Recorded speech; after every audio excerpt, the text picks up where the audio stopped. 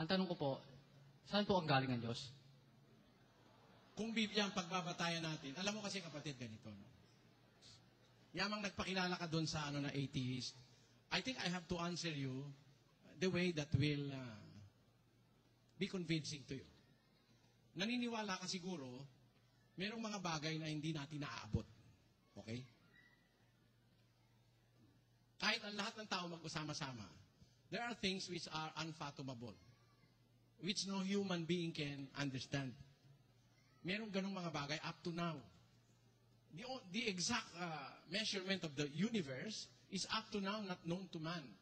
Actually, the remotest object that was seen by the Hubble Space Telescope is something like 13.8 billion light years away. Napakalayo na nun. Mahirap nang isipin yun eh. 13.8 billion light years is something na hindi na kaya ng... Miski nga ang computer natin, hindi na kaya yun siguro eh. Kung ilang zero ang gagamitin mo ron eh. Kaya hanggang ngayon, meron pang mga things not known to man. At ang isa sa mga bagay na hindi natin makukuha, yung pinanggalingan ng Diyos. Although I believe na meron Diyos with all my heart, and I'm going to prove that, pero hindi natin masasabi kung saan ang galing ang Diyos. Kasi ang binabatayan namin, yung Biblia. Ang sabi ng Biblia, ganito eh. Sa 90 ng awit, ganito sinasabi sa Diyos. Bago nalabas ang mga bundok, o bago mo nilikha ang lupa at ang sanglibutan, mula nga ng walang pasimula hanggang sa walang hanggan, ikaw ang Diyos. From everlasting to everlasting, thou art God. Yun ang awit ni Moises. Mula sa walang pasimula hanggang sa walang hanggan. O wala na tayong impormasyon dun sa walang pasimula. Kasi totoo naman yan eh. Although merong hindi naniniwala na ang Diyos ay mula sa walang hanggan at papunta sa walang hanggan, merong hindi naniniwala. Pero evidences that we have, physical as they are, will prove that there is eternity really.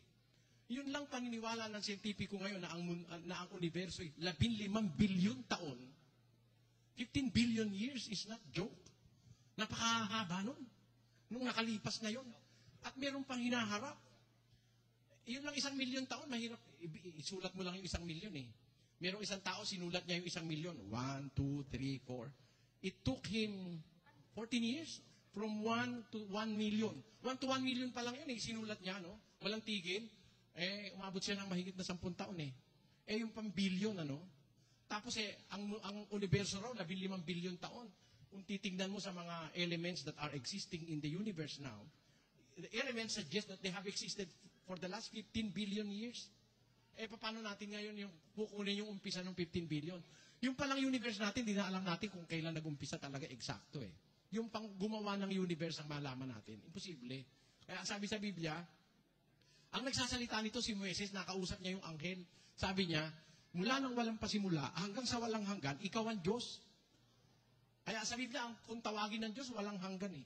Kasi kaya nga walang hanggan, hindi nga natin kaya yung, hindi na masyadong maiisip ng tao yung bilyon eh, na mga taon. Mahirap na yun eh. Kaya ginagamitan na natin ng walang hanggan. Kasi, para bang yung pag-ibig mo, pagka masyado talagang matindi, para bang ginagamit mo na yun, hanggang sa dulo ng walang hanggan. Tamo? Para bang to express the length or yung klase ng iyong pag-ibig. Sinasabi mo na walang hanggan. Pero actually, may hanggan ng pag-ibig ng tao eh. Hanggang libingan lang yun eh. Di ba? Hanggang doon lang yun. Till death do us part eh. Till death lang naman yun. Hindi naman kailangan doon sa kabila pa yun eh. Yun ang ibig ko sabihin. Walang informasyon sa Biblia na nagsasabi kung saan siya nanggaling at kung saan siya nagsimula. Pero nakakapagtiwala na mayroon talagang Diyos dahil of all these things na ginawa, wala naman tayong ibang mapapag-isipan. Sino gumawa? Hindi naman magagawa ng tao. Hindi mo naman magagawa yung buwan, yung araw, yung bituin, hindi mo magagawa. Sarili mo nga lang, hindi mo kayang gawin eh.